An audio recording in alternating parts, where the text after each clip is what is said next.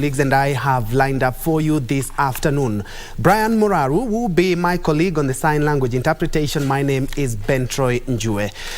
We can keep this interactive via all our social media platforms. Remember, we are live. To begin us off, we begin from the great county of Migori, where a family in Kehancha, Kuria West, Migori County, is mourning the loss of two of its kin who died after allegedly consuming poisoned water. The family is said to have eaten a meal before the two started complaining of stomach pains, upon which they were rushed to hospital, where diagnosis revealed that they had drunk contaminated water. 3 members of the family are still admitted at the hospital undergoing treatment. The bodies of the two are lying at the sub-county hospital awaiting post-mortem. Saa hii nimetoka kukimbia kutoka hapa. Ina wagonjwa wawili hospitalini, ambao ni mama na mtoto wake tena. Hatujui kama Mungu atasaidia ama hatasaidia. Kupiga simu wakakuta mtoto wangu huyu Sofia ameshindikana. Kijana mchukuu wangu mara nikasikia amekufa. Nikachangunyikiwa hospitali. When we probed further, we realized that maybe it is true, the water is the one which is contaminated, because it has affected many people from the same family. Others were even admitted at Migori, others at Kehancha Sub-District Hospital.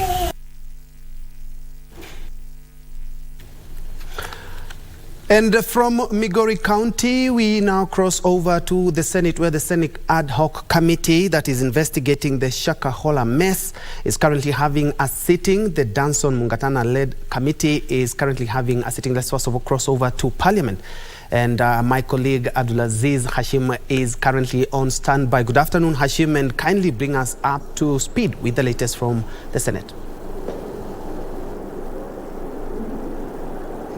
Well, Ben, good afternoon to you, our dear viewers as well. Of course, we have been covering the Senate Ad Hoc Committee for the last 1 month that has been led by the Tana River Senator, that is Danson Mungatana. They're investigating the Shakahola incident that has lost, of course, we have lost 338 Kenyans to that particular tragedy. Some have called it a massacre. So the Ad Hoc Committee is trying to substantiate or get to the bottom of the matter to understand what happened really in Shakahola and how could the cult leader, Paul Mackenzie, been doing this for almost the last 7 years. Today, the committee has had a chance to speak to the stakeholders of the Chakama Ranch as well as the receivership. You do remember, Ben, and our dear viewers, that particular land is under receivership. It started back in 2016. So for the last 7 years, the land has been under receivership. So the committee today has been able to establish that under that particular receivership, the shareholders have maintained that Mackenzie does not even have a share in that particular land. So the bottom question members were trying to ask those shareholders,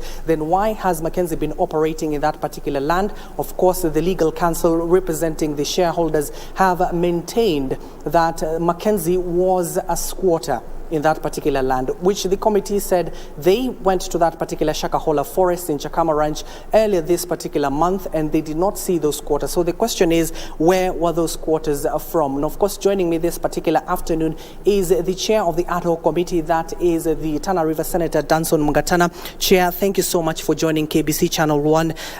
So you have been sitting for the last 1 month. Kenyans want to know, what have you been able to gather so far?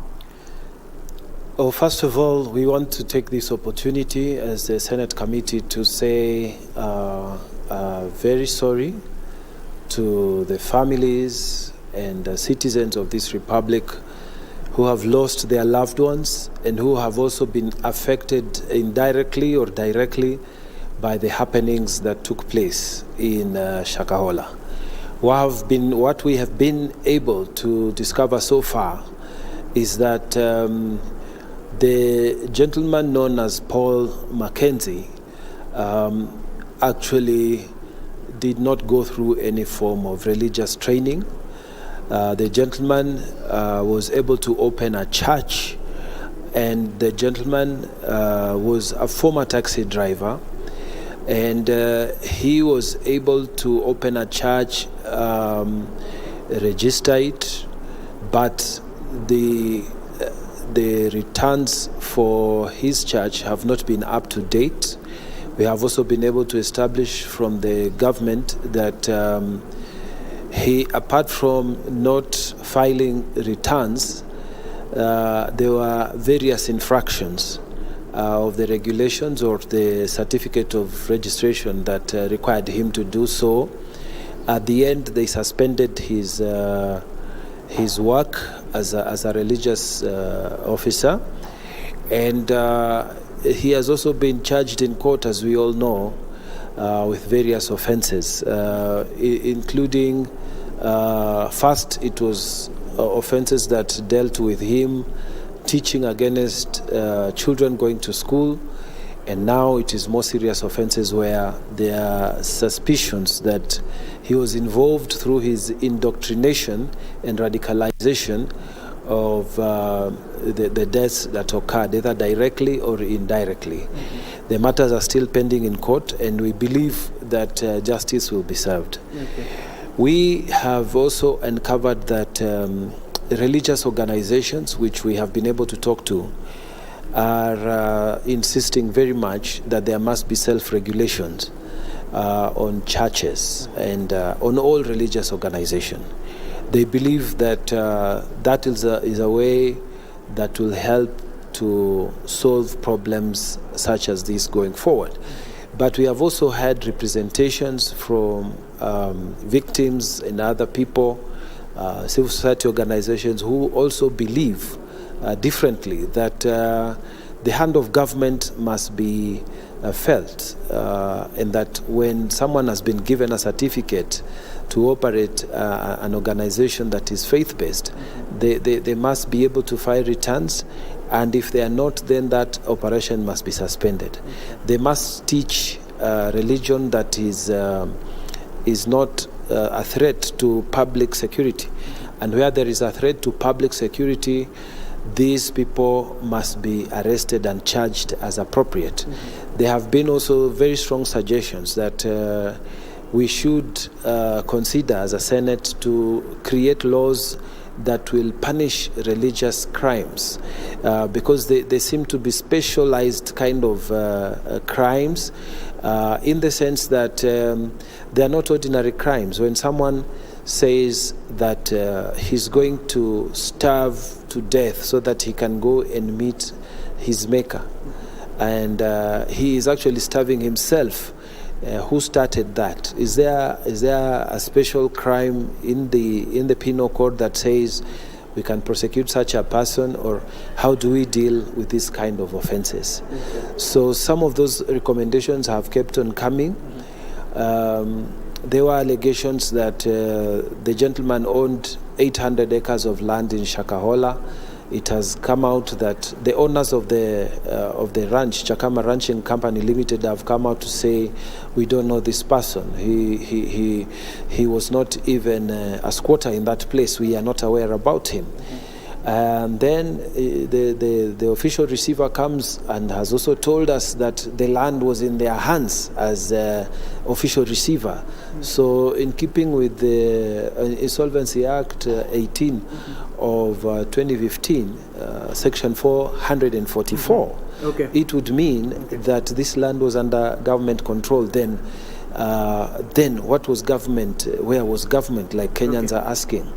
So strong recommendations have also come that criminal negligence ought to attach to officers and administration officers, the police people who are involved in receiving information and not acting on them. Okay, thank you so much, Senator. I'm sure you're going back to the committee. Yes. Thank you for your time. Of course, before I hand it over to you, Ben Troy, just a quick figure.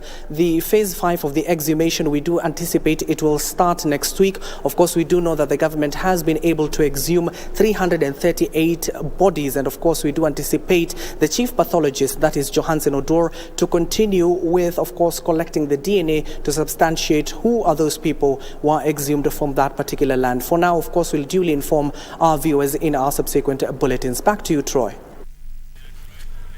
Thank you, my colleague Abdulaziz there, engaging the ad hoc committee chair, who is the Senator Danson Mungatana, and without diluting anything that the chairman has talked about, but it has emerged that indeed Pastor Mackenzie did not have any theology or any religious studies qualifications, and also he did not and is not the owner of the Chakama Ranch, where the over 330 bodies have been discovered. Abdulaziz will be back with a more comprehensive report in our subsequent bulletin. But moving on, 2 fishermen from Marenga Beach in Budalangi, Busia County have been allegedly shot dead by Ugandan Police Defense Forces, I beg your pardon, in Lake Victoria. Bunyala Sub-County Police Commander Isaiah Mose has confirmed the incident, saying the 2 met their fate while fishing. According to Mose, 3 more fishermen survived after being attacked by Ugandan Police Defense Forces before the Kenya Marine Coast Guard officers came to their rescue. He added that they are in communication with their Ugandan counterparts and investigations are underway. Watu wetu kutoka pande hii Kenya Coast Guard waliweza kurespond na kuelekea pale kwa maji, na wakaestablish ya kwamba kuna boti moja ya UPDF ambayo ilikuwa pale, lakini wakapata boti ya hawa Kenya ambaye walipata kuweza kuokoa Kenya wawili. Watu wetu wanakufa sana, na tunaomba president wetu ambaye ni William Ruto, imefikia itabidi wewe ukae na president wa Uganda Yoweri Museveni, mtengeneze watu wetu wasikufe, wamalizike. Tunaomba serikali tafadhali wazidi kuongea na watu wa Uganda wapate kuelewa ya kwamba tuko kwa East African Community, na vile walielewana leseni ikuwe moja, mtu akikata Uganda kwa uhuru kuvua Kenya na Tanzania ikuwe hivyo. To Nyeri County, where Kieni member of National Assembly Njoroge Wainaina has cautioned the Salaries and Remuneration Commission over their proposal to increase salaries for senior state officers. The lawmaker said it's not the right time to discuss salary increment, especially given the poor state of the economy. The legislator, who spoke in Kieni while inspecting road projects, added that Kenyans have high expectations of the Kenya Kwanza administration, especially in addressing the high cost of living. His sentiments come days after the Salaries and Remuneration Commission defended the move, saying the salary review was meant to be implemented years ago but was halted because of the COVID-19 pandemic. Kweli tunafaa tuongezwe, lakini muda ni kama wakati ndio tunauliza ni huu ama ni huo mwingine. Tukiangalia tukiona watoto wetu bado kule shuleni bado hawajakuwa sawa sawa, masomo bado capitation hawapati ya kutosha in time. Tukiangalia mabarabara zetu hazijakuwa mzuri. Tukiona hospitali, kwanza uko pale hospitalini, tukiona wagonjwa wetu wanaenda huko wanaambiwa tuenda kwa private practitioners. Tuende kwanza turekebishe hiyo maneno, tuweke madawa hospitali, wakulima wetu waongezwe bei, wapate bei kwa mazao yao. Tukichamaliza hayo, basi wale wametuongeza tunawaambia basi here we come. Ile mlikuwa mmetuongeza a certain period, this is July. Wale ile mlituongeza July, kama pengine ni next year July or April, wakati mambo itakuwa sawa Kenya hii, watu weke tutachukua tu wakati ule. Lakini kwa wakati huu ndio Kenya, sisi wote wa Kenya tuende kwa pamoja, all of us tugoja kidogo, tuinue watu yetu, na hiyo tuende tukiedaga tukiwa kwa pamoja. Elsewhere, the Senate County Public Accounts Committee has quizzed Mombasa Governor Abdul Swamad Nassir on unaccounted county spending for the year 2019-2020. The senators, led by Chairperson Homa Bay Senator Moses Kajwang, say the Auditor General's report for the financial year in question revealed several discrepancies and irregularities. Mombasa County Governor Abdul Swamad Nassir, in his response to Senate County Public Accounts Committee, said that the drop in the collection of property revenue was as a result of the COVID-19 pandemic in 2020 that saw most of property-related debts owed to the county waived. Why the previous year was high was because of the fact that there was a waiver that had been issued. And when a waiver is issued on penalties, a lot of people end up complying. The governor was also put to task to explain what law allowed the Coast General Teaching and Referral Hospital to spend revenue at source without remitting to the County Revenue Fund account. If we are relying on Mombasa County Health Act, This, as a Senate, we see the inconsistency and the irregularity of its provisions. And if we encourage counties to take this route, it means that there will be expenditure that will never be subject to control, and that's why we have a control of budget. The committee, chaired by Homa Bay Senator Moses Kajwang, gave the governor 7 days to appoint the receiver of county revenue. Give you the benefit also of being the new sheriff in town, and we will give you time, probably again to the end of the first quarter of the next financial year. Njue for Lunchtime News.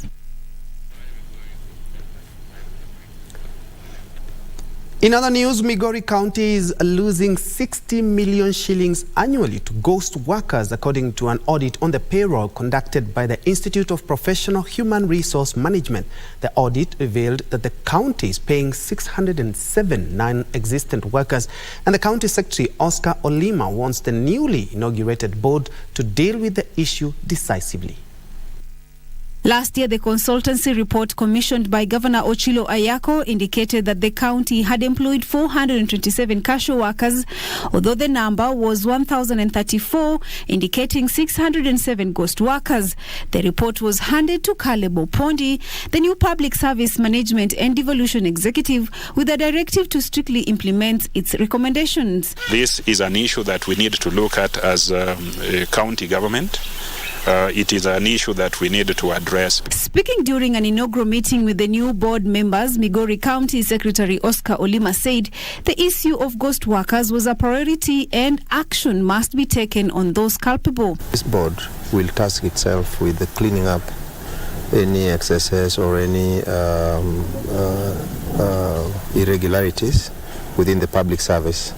And towards that end, soon, we will have a complete reveal of the results of the actions that have been taken. Public Service Board is in place, and we want to thank the governor because all the due diligence have been followed, and it was a rigorous exercise, and this board is being led by professionals, and we hope that we are going to deliver the service to the members of this county. The ghost workers are said to be costing the county government 60 million Kenyan shillings annually. From Migori to the coastal city of Mombasa, where a section of environmentalists in Mombasa County has faulted the lifting of a 6-year moratorium on logging by the government, saying it will claw back on gains made in environment conservation. They are appealing to President William Ruto to rescind his decision, saying previously climate change in Kenya had been exacerbated by logging. President William Ruto's directive to lift the 6-year ban on logging because mature trees were decaying in the forest while they can be harvested and others planted has not gone down well with a section of environmentalists who see this as a setback in environmental conservation. Na ukiharibu miti, ukikata miti, ukumbuke pia ile tunaita ecosystem inaharibika. Ecosystem ni wale wanyama wako pale, ni wale ndege wa pale, ni wale njiwa wako pale, ni ile system yote inaharibika. A section of the activists in Mombasa say the move will put the country's forest cover at risk, as it's not supposed to be less than 10 to 15%. Inatakikana misitu yetu isiwe chini ya 10% au 15%, lakini ilishuka ikafika mpaka 5%, na ilikuwa sasa imeanza kupanda hivi watu walivyokuwa wameacha kukata miti na pia wameanza kupanda miti. The chairperson of Clean Mombasa, a community-based organization, Dr. Edwin Mwinga, further notes they need to continuously encourage Kenyans to conserve the environment. Misitu yetu tuliikata mpaka ikafikia kiwango ambacho kinaleta athari kubwa katika mazingira yetu. They also expressed concern of alleged plans to set up a nuclear plant. Tumepata fununu na habari kuwa kuna mipango ya kuwa na nuclear energy huku pwani, labda Tana River ama Kilifi. Hizi vitu zote ni vitu ambavyo vinachangia kuwa na ile tunaita global warming. The environmentalists urge Kenyans to actively participate in the nationwide tree planting campaign. Sarafina Nairobi for Lunchtime News. Back to the capital, section of members of parliament and education stakeholders have called on the government to improve infrastructure in public schools in urban areas in order to accommodate the growing number of students. Speaking after commissioning 2 classrooms at Githuamba Primary in Kasarani constituency, area member of parliament Captain Ronald Karauri said the construction of classrooms as well as employment of teachers would improve the quality of education offered in the country. He was accompanied by Embakasi MP Babu Owino and Nambales Geoffrey Mulanya.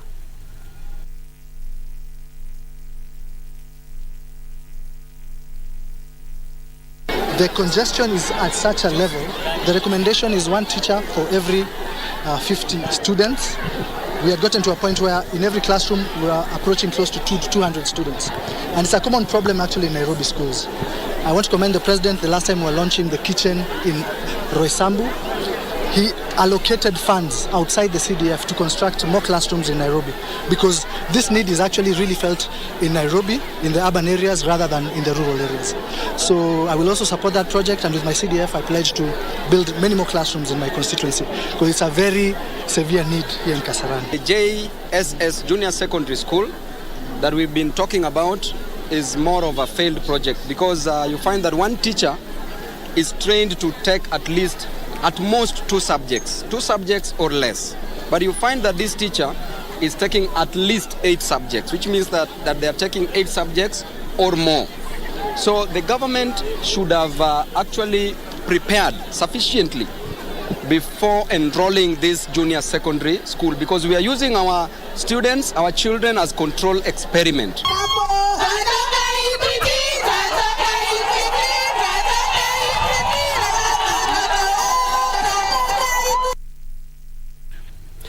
Very well, at about 25 minutes past the top of the hour, we are due for our first break. But before we do that, allow me to appreciate Nicholas Wakei, who say you're watching from Kilgoris Town.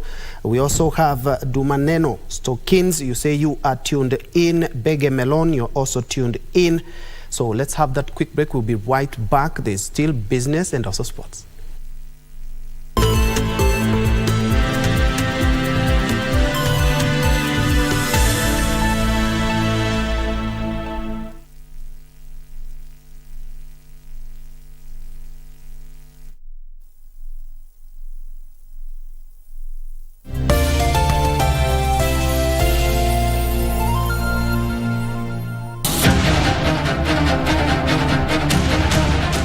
Andiamo sulle tendenze.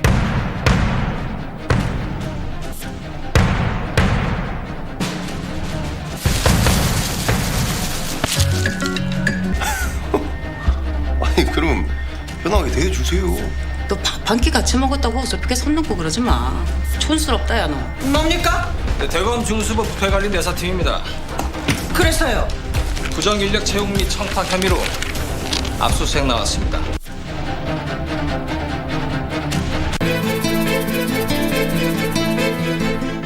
Ujue ukilainika kidogo sote tuko shidani. Hawa watu walioniibia hizi pesa nikiwapata watakoma kuzalia. So huu usiku ulipotoka, una uhakika hukumwona Kombo? Itakuwaje mfanyikazi wako awe na kuita kwa jina la Malikia wangu ile hali yeye ni mfanyikazi? Wajua wale jamaa huwa ni kama majibu wa kunusa, huwa hawakosei.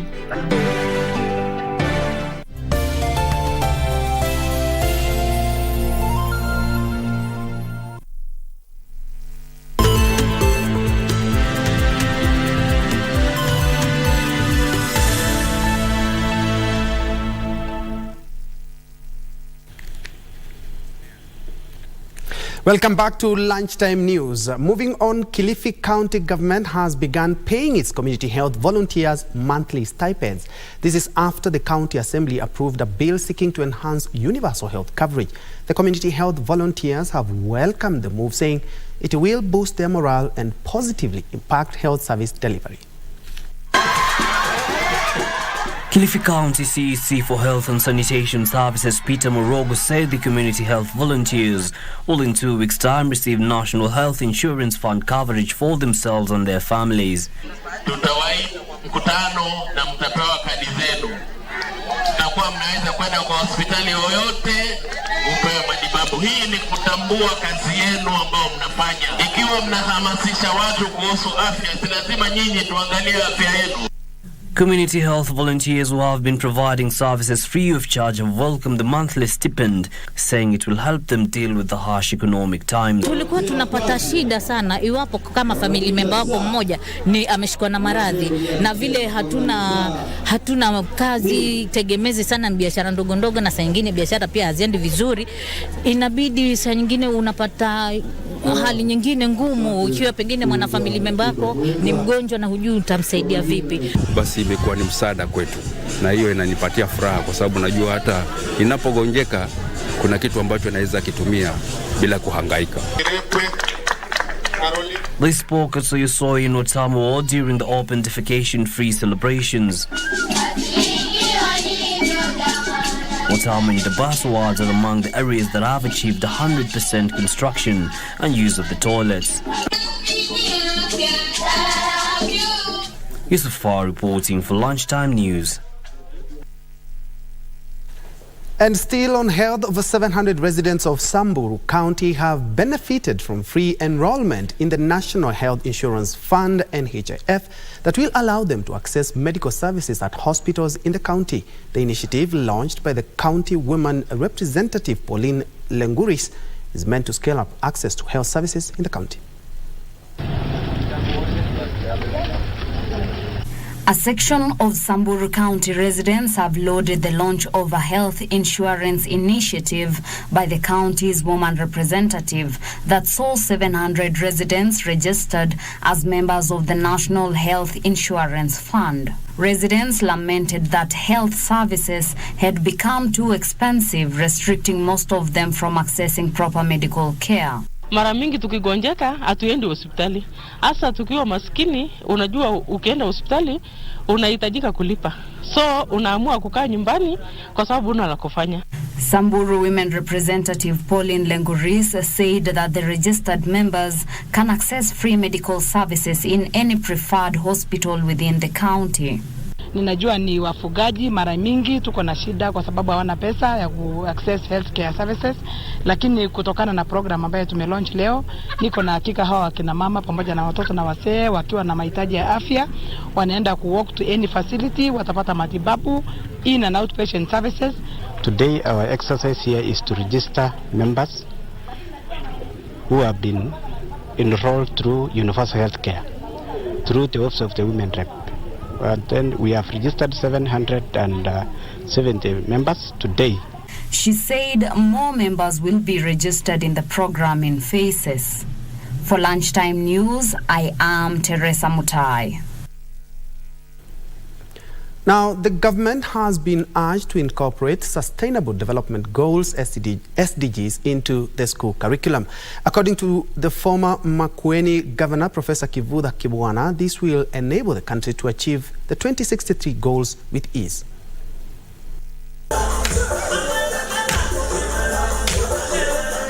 Speaking at St. Paul's University during the launch of Sustainable Development Goal and Education for Sustainable Development, former Migori County Governor Professor Kivutha Kibwana urged the government to include the Sustainable Development Goals into the school curriculum. This is something that the national government should entrench in all our educational institutions, including primary schools, even ECDs, because this is how you get really education to become very relevant. The SDGs Africa Chief Executive Officer Dr. Joe Bonga said the region should now put more focus on areas of practical action. And we just need to accelerate this more into areas of practical action. So what we are doing is making sure that we, together with the other stakeholders, we have trained the educators so that the educators know how to mainstream ESD and SDGs in the classroom. And we also train the learners because we want them to be able to mainstream it outside the class. St. Paul's University Deputy Vice-Chancellor Peter Njue said they are revising their curriculum to respond to challenges around sustainable development goals. We are revising our curriculum to be able to respond to the challenges around sustainable development, and as we also expand our partnerships, not just with the institutions involved in this SDG agenda as we've seen today, but even beyond this country. These are students expressed how they will make use of what they had learned and implement the ideas in their career. Most of us as students, we normally focus on papers nowadays. We don't focus on what we're going to do after we get the papers.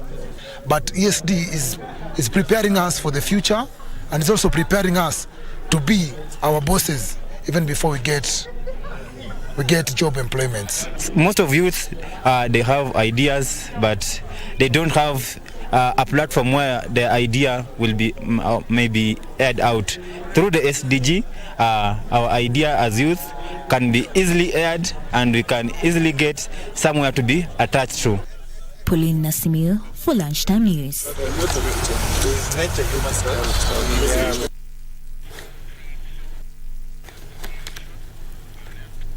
And still on education, Basic Education Principal Secretary Dr. Belio Kipsang has called on parents to safeguard their children against the perils of teenage pregnancies, drug abuse and harmful cultural practices that disrupt their education. Speaking during the launch of the Children's Devolution Conference at the M-Pesa Foundation Academy in Kiambu, Dr. Kipsang emphasized that although these issues stem from adult behavior, it is the children who suffer the consequences. He further regretted that the increasing cases of female genital mutilation and child labor significantly contributes to the dropout rate among students, urging parents to safeguard their children against such vices.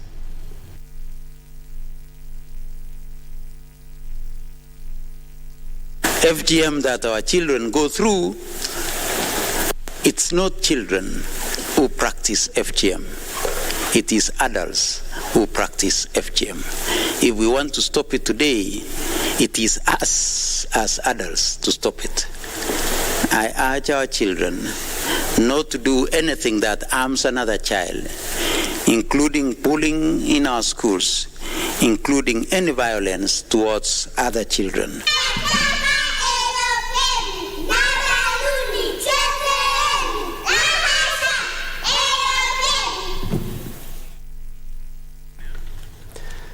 Elsewhere, 90% of the construction works at the Embu Market Bus Park project.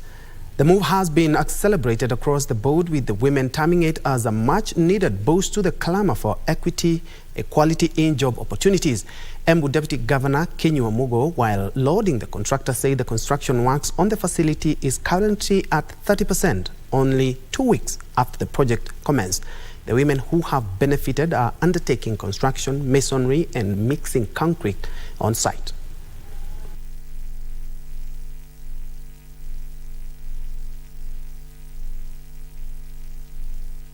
Najua kuna changamoto pia ya kazi.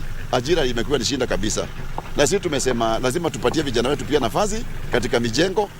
Na ukiangalia pia wanawake, akina mama, wasichana wadogo, wanga na wachojuma katika mijengo.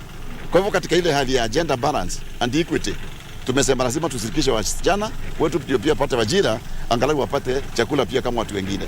Wakati niliingia kazi ya mjengo, watu walikuwa na idharau sana wa mama, lakini kwa saa hii wanaipenda. Mtu akisikia kuna mjengo mahali anaamka kuruka asubuhi na mapema kukuja kuuliza kazi. Hakuna kazi ya wanaume, mtu ni kujiamini. Unasema siku hizi hakuna kazi ya mwanaume ama ya mwanamke. Kazi ni kazi. Now, a row has emerged between tuk-tuk operators and their border counterparts in Thika Town, Kiambu County, over the allocation of stages of operation and alleged extortion. The tuk-tuk operators claim their border counterparts have been ejecting them out of their operational areas in a new attempt to get them out of the busy town. Their defense, the border operators accuse tuk-tuk drivers of lowering commuting fares. Wao wakipewa stage wa operate wananyang'anywa na watu ya bodaboda. Watu ya bodaboda wanataka memorandum of understanding, wanapewa pesa ili watu ya tuktuk wa operate, na wao hakuna kitu yoyote wanatoa, hakuna contribution yoyote wako nayo kwa serikali ya Kiambu. Sisi ni watu wa pikipiki na watu wa tuktuk wameungana, wameenda kwa sababu wameshindwa na kazi yao, wanakuja sasa kwa mashimo zetu kuja kutuharibia kazi. Mali sisi tunalipisha 50 ndio wanakuja kulipisha mbao. Sasa vita iko katikati yetu na wao. Tunataka kuweka mambo taratibu. Sio mahali yote ni stage tunaweka, sio mahali yote ni hoko wanakuja, tunataka kuwapangia.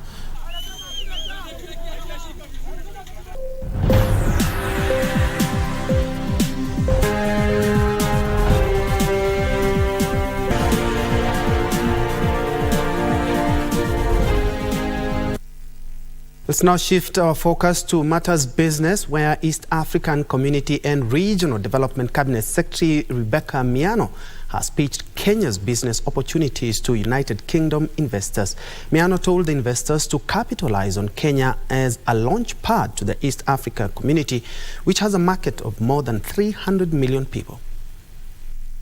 Speaking during the inaugural East Africa Women's Business and Investment Forum 2023 in the United Kingdom, the East African Community Cabinet Secretary said the region's population of more than 300 million people and a combined GDP of over $300 billion has immense opportunities for investment. She says the region beams with mineral resources, wealth, agriculture, human capital and tourism, which are good avenues for investments. Miano noted that focus on women was a confirmation that the spirit of gender complementarity has demolished myths that certain chores are a preserve of one gender. The Sustainable Development Goal number 5 prioritizes women empowerment, and the conference is a platform that offers women a chance to venture in intercontinental trade that is currently dominated by men.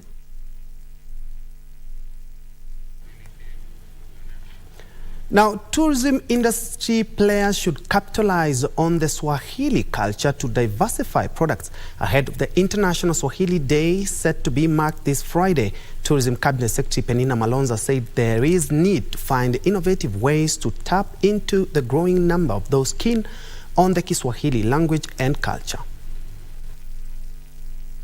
Kenya is this Friday expected to join other countries across the globe in marking the World Kiswahili Language Day. The day was set aside by United Nations Educational, Scientific and Cultural Organization UNESCO to recognize Kiswahili as one of the most spoken language.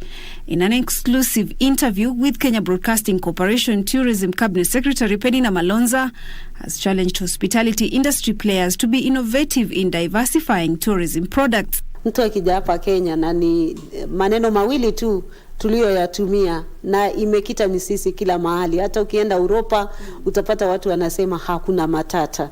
Kwa hivyo hakuna matata ni lugha ya Kiswahili, ni maneno ya Kiswahili inasema there is no problem in Kenya. Kwa hivyo ningependa kusema wakati tunatumia hii lugha, ukienda pale pwani utapata katika mahoteli nyingi wanaimba zile nyimbo kama safari ya bamba ni machero, ambayo kidogo ni lugha ya pale pwani lakini bado imechanganyika na Kiswahili. She says plans are at an advanced stage to form a Swahili Council, which will among others promote the use of the language. Ile unavyojua ni kwamba Kiswahili kitofu chake katika ulimwengu wote kilianzia pale Mombasa. Ijapokuwa kunao malumbano kidogo, wengine wanasema Tanzania, Zanzibari, wengine, lakini tunajua vizuri sana kitofu chake kiko pale Mombasa, kilianzia pale kupitia kwa wanabiashara na watu wale wa pale Mombasa walipochanganyika katika biashara zao wakaweza kuchipua hii lugha ya Kiswahili. In Kenya, the World Kiswahili Day language will be a platform to highlight the nurturing and preservation of the Swahili heritage. For Lunchtime News, I'm Zainab Said.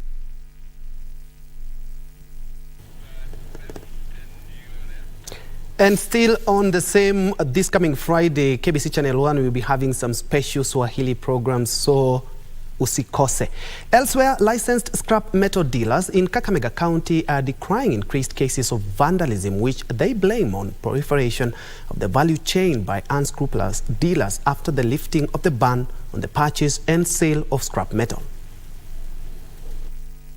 The government last year lifted the ban on the trade of scrap metal, which had been imposed to curb increased cases of vandalism of critical infrastructure, including electricity transformers, transmission lines, rail and road infrastructure. If our access rate is 40%, it means there is an opportunity to connect 60%. If transformers are vandalized, so that the new transformers that are bought come to replace the ones that are vandalized, then the unconnected Kenyans are missing an opportunity to get connected to power.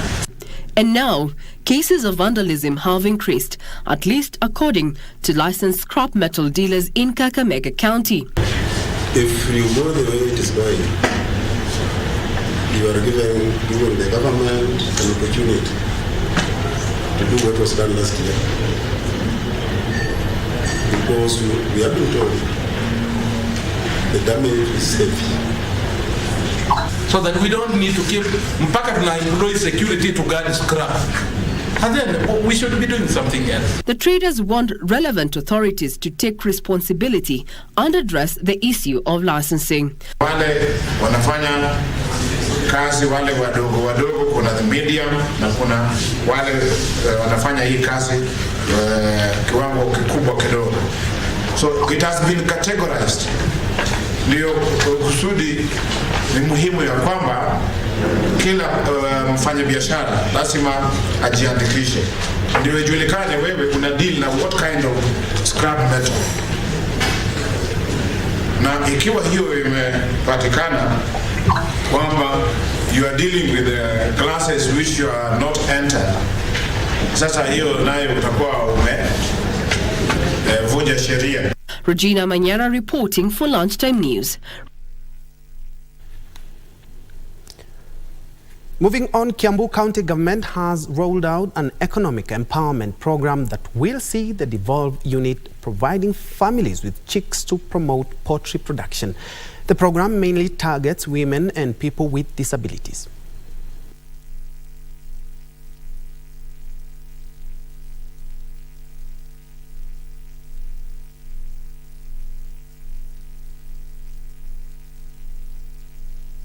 Kisha kwamba wale wamama wote wamejipanga kwenye groups, tukiwapatia kwa vile tunataka kuweza kufuatilia kuona wenye alipata amefikisha wapi na msaada gani anataka, ndio tunawaandikisha kwa groups zote, na tutaendelea nayo utaratibu wetu. Tumeweka kando shilingi milioni 120 ndio tuhakikisha kwamba tumechanganya ikiwa mipango miradi mitatu ya ile tunaita ya community empowerment, ya kulenga vijana, ya kulenga wamama na ya kulenga wazee. Vifaranga ndio ni watuze wakwe wakubwa ndio nipate mayai niweze kuuza nijitegemee. Tahakikisha ya kwamba hizi pesa zimetumiwa kulingana na sheria, na kazi yetu tu ni kuchunga hiyo mali itumike kwa wananchi wale ambao wako chini.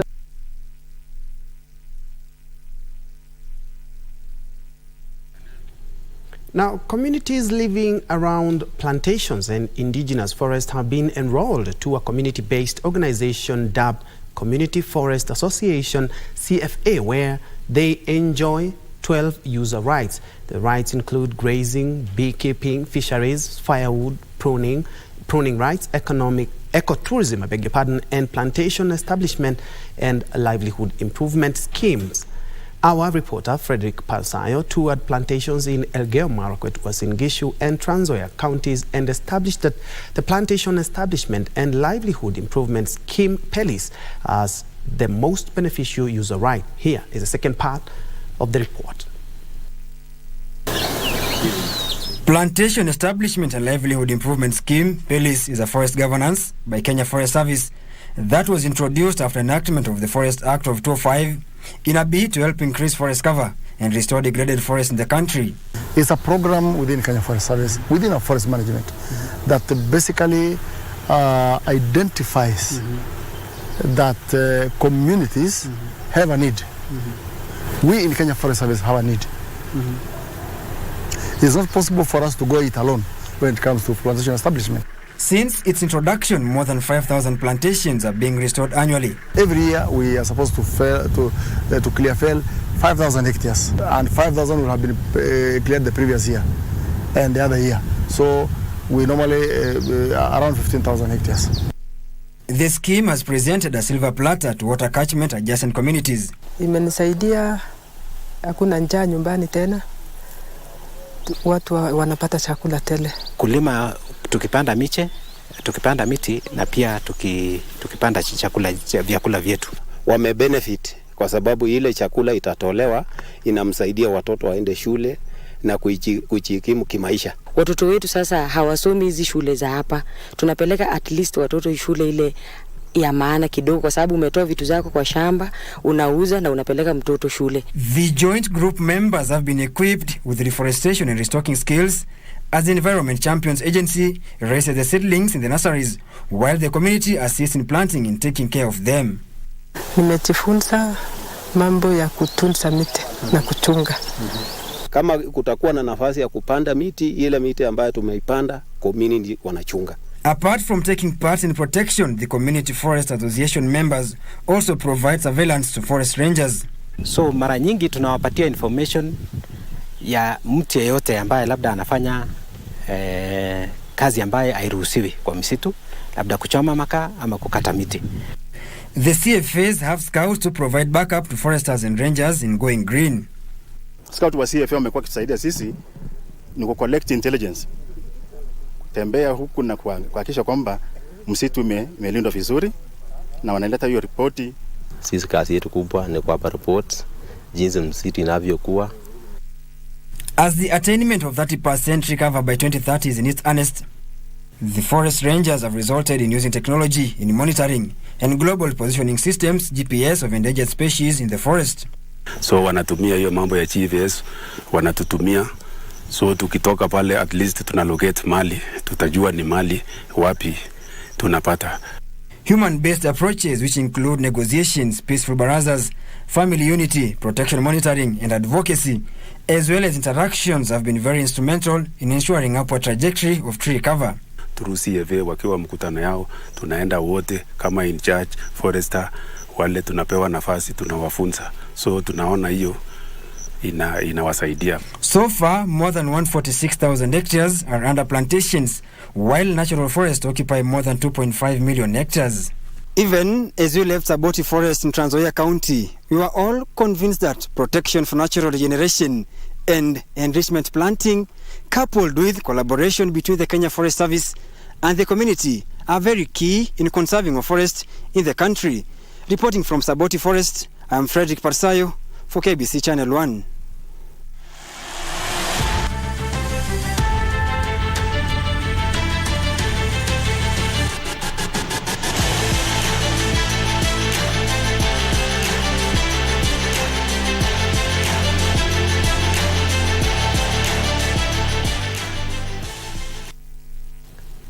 Let's now shift gears to sports, where Egypt and Morocco will face off in the final of this year's Under-23 Africa Cup of Nations on Saturday at the Prince Moulay Abdallah Sports Complex after beating Guinea and Mali in the semi-finals respectively. Meanwhile, Mali and Guinea will play against each other in the third-place playoff match. Defending champions Egypt kept alive the hopes of retaining the Under-23 African Cup of Nations title after beating Guinea 1-0 to reach the final. The young Pharaohs started the match on a high note and scored the only goal in the 8th minute through Mohamed Shahata. In the other semi-final match, host Morocco defeated Mali 4-3 on post-match penalties to book a place in the final. It's quick ball, they get it. Zachary El Houdi gave Morocco the lead in the 14th minute before Mamadi Diambou equalized for Guinea in the 66th minute to send the match into extra time. Morocco again led in the 108th minute through Amani El Okouzani, but a Sophie Maiga leveled for West Africans 8th minute later. The match was then decided on penalties with Morocco winning 4-3. Morocco will face Egypt in the finals, while Guinea and Mali will face off in the third place match playoff. I've made it through.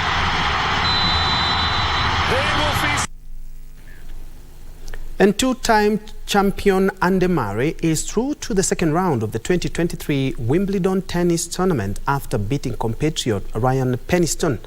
British #1 Cameron Norrie won against Czech's Thomas Machak. Britain's Andy Murray maintained his record of never losing in the Wimbledon first round with an encouraging victory over fellow Briton Ryan Peniston. Murray, ranked 40th in the world, started slowly against Peniston on the centre court but managed to win 6-3, 6-love, 6-1. Meanwhile, Cameron Norrie, a semi-finalist last year, won 6-3, 4-6, 6-1, 6-4 against Czech Thomas Machak.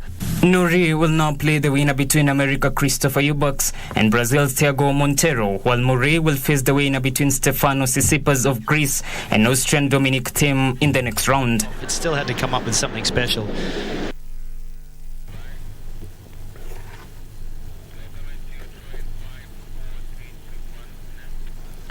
And on that note, we wrap up KBC Lunchtime News this Wednesday afternoon. Thank you so much for joining us. My name is Bentro Njue. Brian Muraru has been on sign language interpreter for this live newscast. Of course, we are following up on the Finance Act that had been challenged by Busia Senator Okia Ontata that is supposed to be mentioned in court today, and we'll have details of that in our subsequent bulletin. Other than that, kindly log on to www.kbc.co.ke for these stories and much, much more. Have yourself a good one.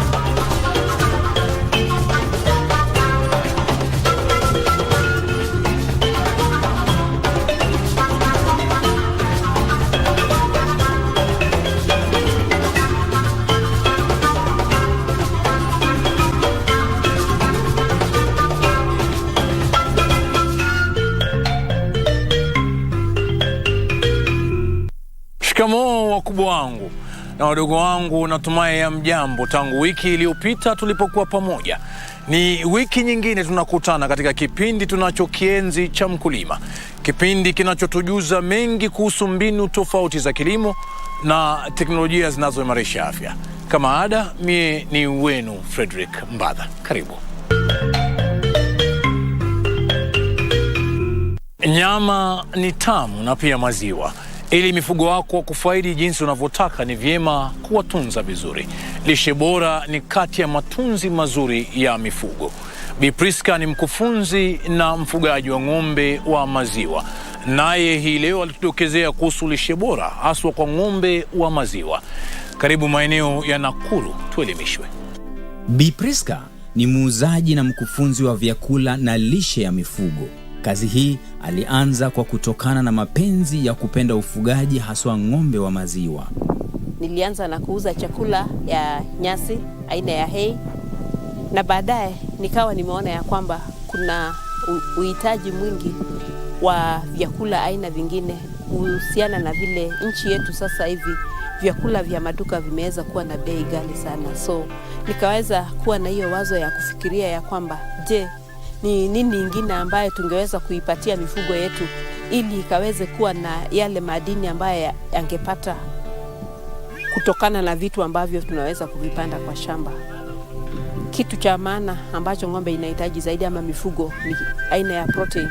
Na tukaona ya kwamba kupata chakula aina ya protein mara nyingi ni watu waende kwa chakula ya wauzaji wa vyakula vya mifugo kama Unga Feeds na kampuni zingine.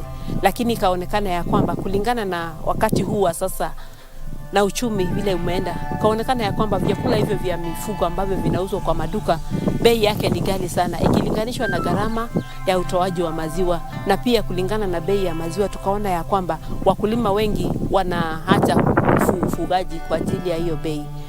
Sio wengi wanaomudu gharama ya vyakula. So unakuta ya kwamba utoaji wa maziwa kwao unaenda chini, na kulingana na hiyo maziwa kwenda chini na pia bei ya maziwa kuwa bei chini, unakuta ya kwamba wakulima wengi wakawa wamekufa moyo. Basi baada ya kuwaza na kuwazua, jibu alilipata kwenye mtandao. Alichunguza mimea kadhaa wa kadhaa ili kujua ni upi utampa mfugo wake protini na vitamin ya kutosha ili atoe maziwa vizuri na pia awe na afya nzuri. Kitu cha kwanza nikaweza kuchunguza kuhusu mmea ambao unaitwa Desmodium greenleaf. Kwa sababu niliona kwamba Desmodium greenleaf inaweza ikatumika kwa mifugo, inaweza ikatumika kwa mbuzi pia.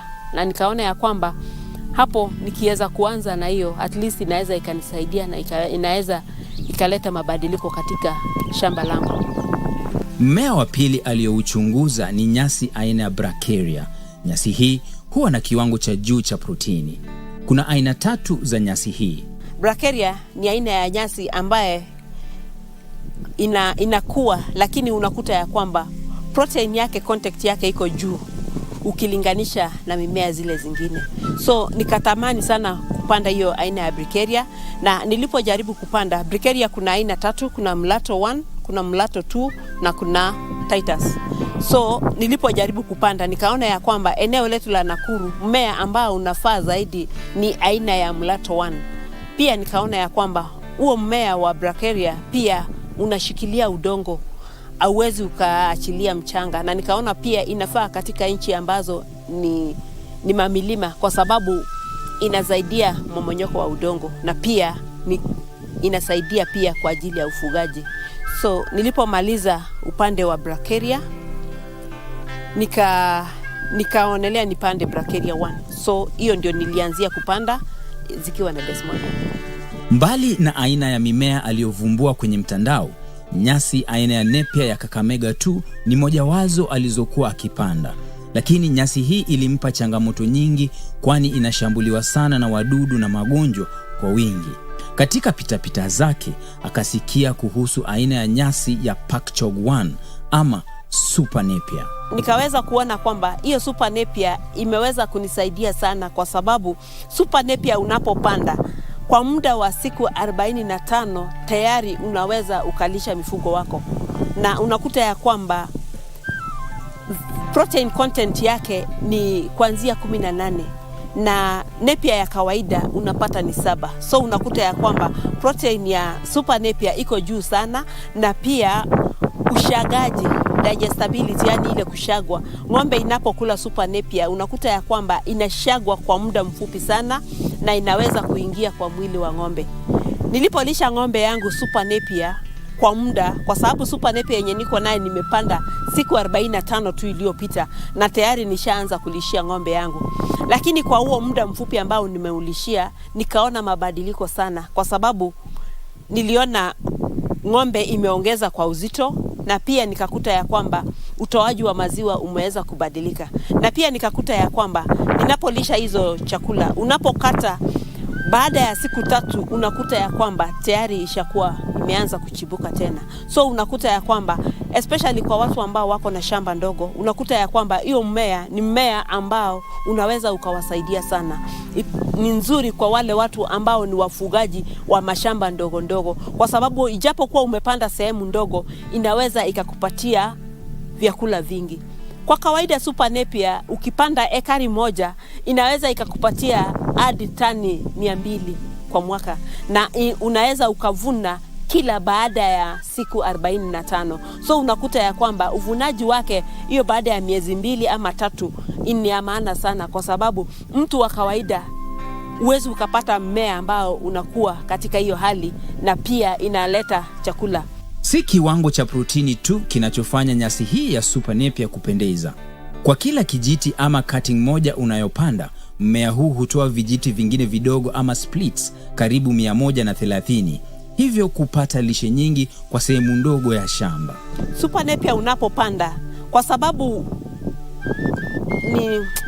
matawi yake ni mengi sana, inatoa matawi, inatakikana uweze kuipatia space ya 40 by 120 kwa ajili ya upana, kwa sababu hiyo ni kitu kama wewe ni mtu ambaye unapanda za ufugaji. Lakini kama unapanda kwa ajili ya kutengeneza mbegu, unaweka 40 by 75.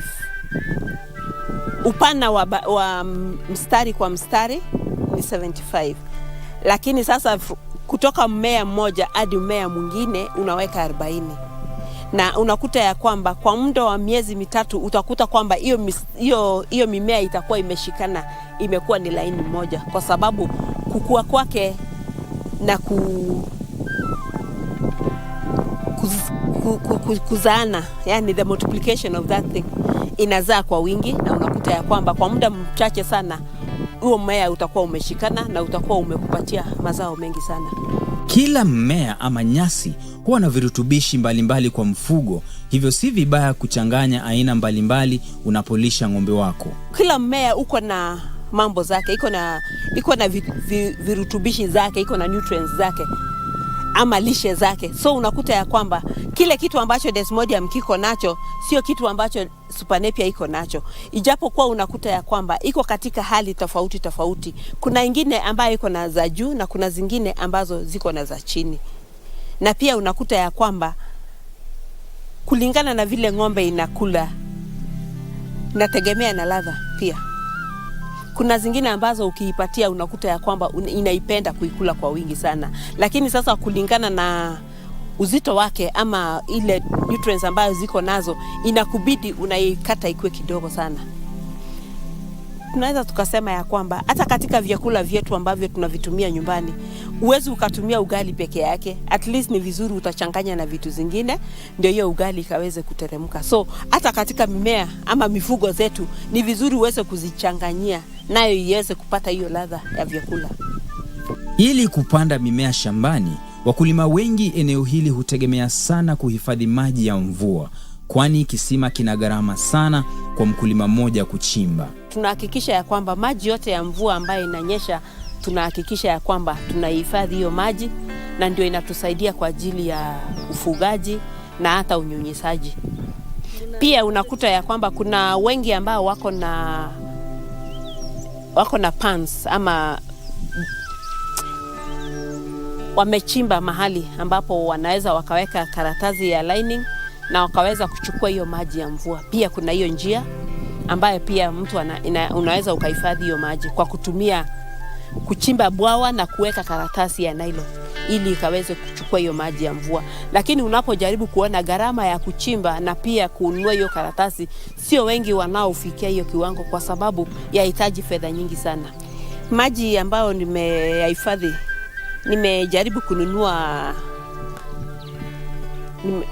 nimejaribu kununua tanki ya maji, japo kuwa haifiki ile kiwango ninahitaji. Lakini unakuta ya kwamba kuna wakati ambapo ninapata upungufu wa maji na inabidi tunanunua maji. Na kwetu hapa hivi kununua maji ni gharama sana, kwa sababu japo kuwa tunauzua katika kwa shilingi 5 kwa mtungi moja, lakini gharama ya kutoa mahali hapo mpaka mahali huko sasa, hiyo ndio gharama sasa. Na unakuta mara nyingi unapolipa pikipiki kuletee inakulipisha shilingi 100. So wakikulipisha shilingi 100 kubeba hiyo maji mpaka kwako na ni mitungi 6 peke yake, unakuta ya kwamba kando na kulipa ile shilingi 5, unakuta ya kwamba hiyo maji mitungi 6 umenunua na shilingi 130. So unakuta ya kwamba watu wengi wanakufa moyo kwa sababu ya hiyo gharama. Unakuta ya kwamba mtu anasema heri tu ninunue maji ya kutumia nyumbani kuliko ninunue maji ya kuweza kunyunyisha. So hiyo ndio changamoto ambao tuko nao wengi kama wakulima. Akiwa mfugaji, Bi Priska ni mkufunzi na mara kwa mara yeye huitwa na mkulima binafsi ama vikundi vya wakulima ili kuwajuza mawili matatu kuhusu lishe bora ya mifugo. Ninapobadilisha maisha yangu, ninakuwa kielelezo kwa jamii. Kwa sababu wengi wanapokuja kwangu wananiuliza, hii ulipata wapi? Kwa mfano, wakati nilipochukua nyasi ya kwanza ya aina ya Super Napier, nilienda nikachukua mahali nilipochukua. Na nilipokuja kupanda, wengi walishangaa wakajiuliza, je, mbona unaenda mbali kutafuta nyasi tu ya Napier na kila mahali kumejaa Napier?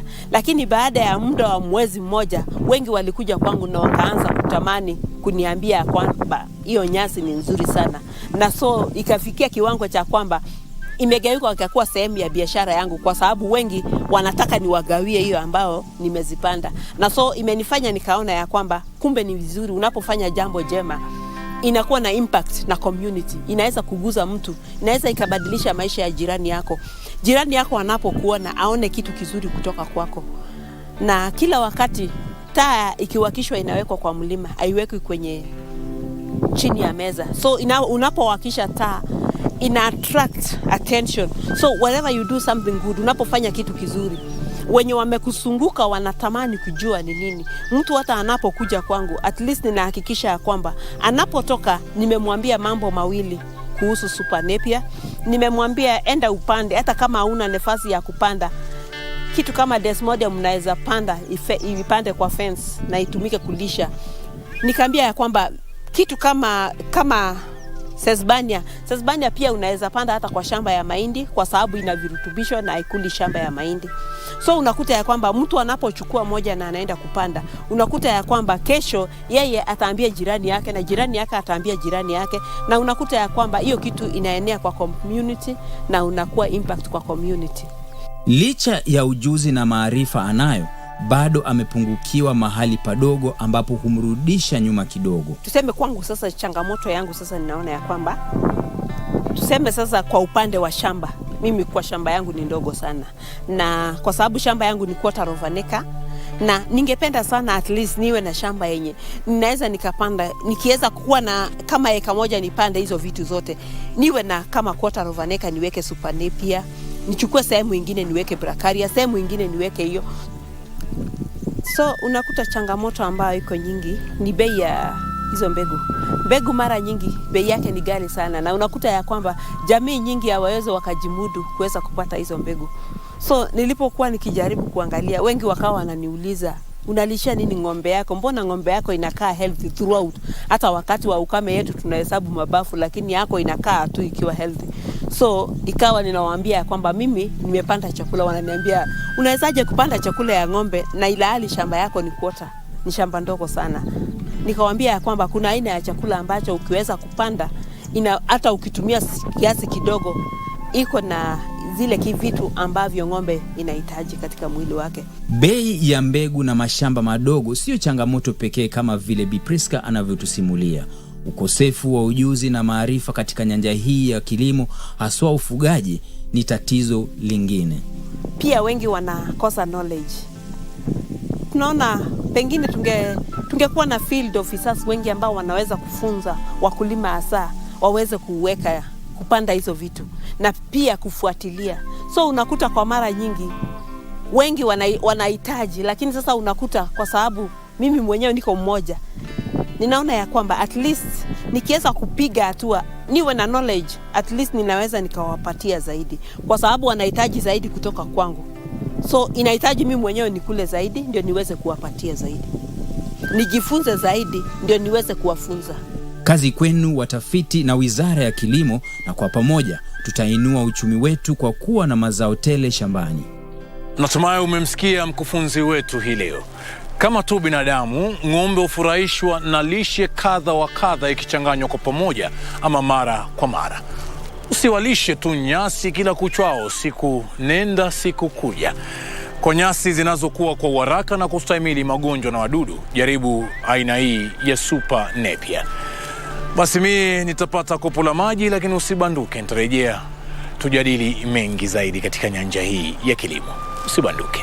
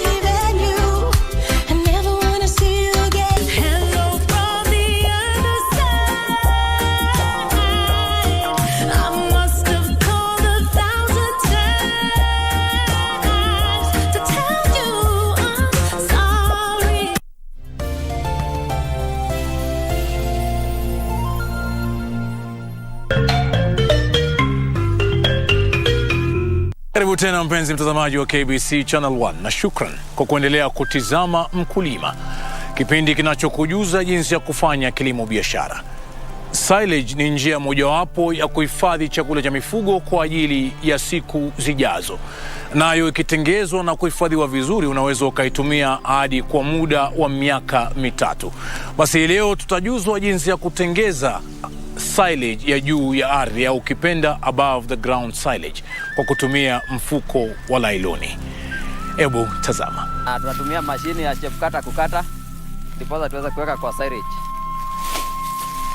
Ukishatafuta mahindi yako yenye iko ready kwa silage, unakuwa tayari kwa kuifanyia kazi. Si yenye nafaa kusiaga ndio weke ndani ya silage.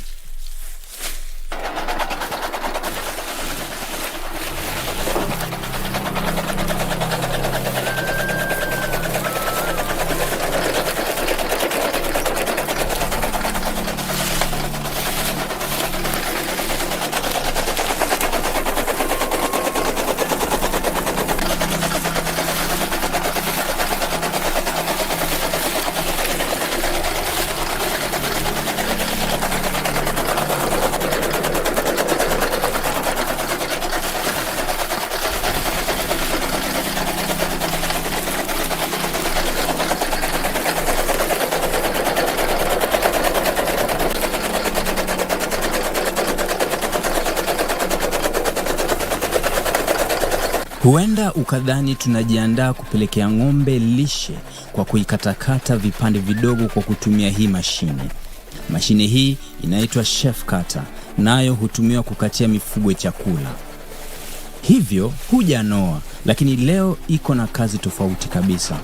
Hapa ni nyumbani kwa Benson Kinyanjui, naye anatueleza pole kwa pole huku akituonyesha jinsi ya kutengeneza silage.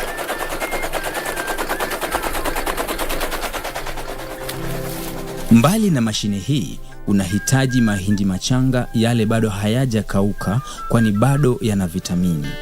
Sasa tunaanza kuiokota ndipo tuende sasa tuimix na protein ya molasses na kurudi kuangalia kuleta polythene na kusoak ndani ya nini na kufunga kuweka ndani ya silage. Sasa ukishasiaga vile tumesiaga, unaokota, unajipanga kwenda penye una mixia na molasses ndio uende kufunika ndani ya silage. Na tunaendelea bado kuokota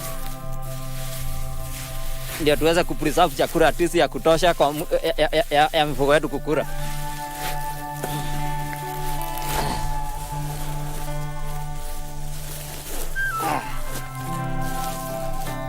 Sasa tunaelekea kwenye tunaenda mixia na molasses.